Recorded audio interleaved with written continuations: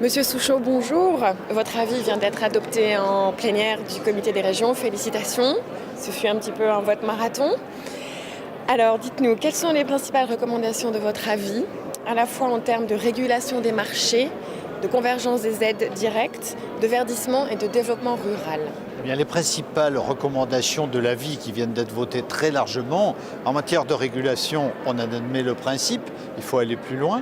En matière de convergence également, il faut aller plus loin et il faut que la Commission donne un calendrier parce que les États membres nouveaux entrants ne peuvent pas attendre et on ne peut pas accepter que autant d'injustices dans les aides entre États subsistent. Entre les 45 € hectares de la Roumanie et les plus de 300 des pays qui sont dans l'Union depuis longtemps, il y a un écart excessif. Et puis il y a le verdissement. Le verdissement, il est aujourd'hui tel que proposé trop rigide. Donc je propose une formule très originale qui est de mettre en place des contrats de partenariat entre les agriculteurs d'un bassin de production et les autorités nationales ou régionales si on a choisi de gérer de façon régionale la PAC comme le prévoit la Commission. Et à ce moment-là, on peut mutualiser, par exemple, les 7% de surface écologique entre exploitations agricoles.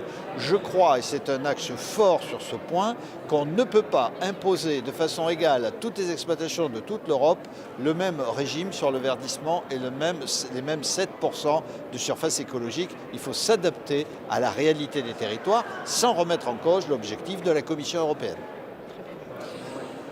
Alors, concrètement, que proposez-vous pour améliorer la participation des autorités régionales et locales dans la gestion de la PAC?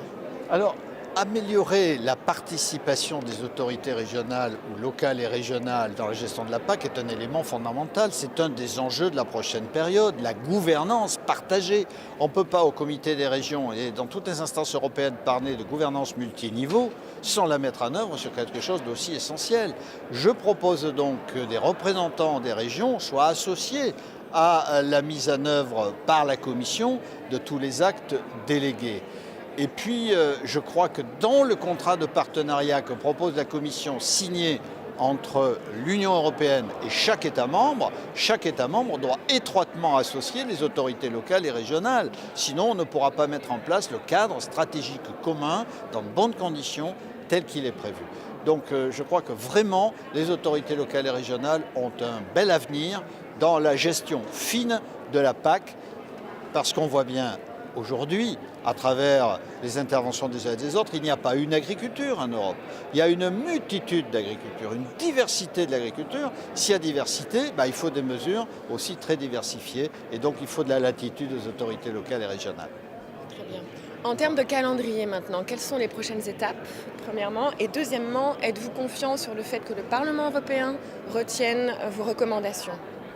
Le calendrier maintenant, ce que nous avons fait aujourd'hui, va partir au Parlement européen, qui m'a fait le plaisir, l'honneur de m'entendre une première fois dans la commission agricole et qui m'a demandé de revenir après le vote une deuxième fois dans la commission agricole en estimant que les propositions que je formulais étaient très intéressantes. Donc il est évident que je vais avoir des contacts dans le suivi de cet avis avec tous les rapporteurs du Parlement européen pour faire part de nos positions et puis défendre des idées fortes comme le contrat de territoire entre les agriculteurs d'un bassin de production et les autorités régionales ou la nation. Merci Monsieur Souchon. Merci.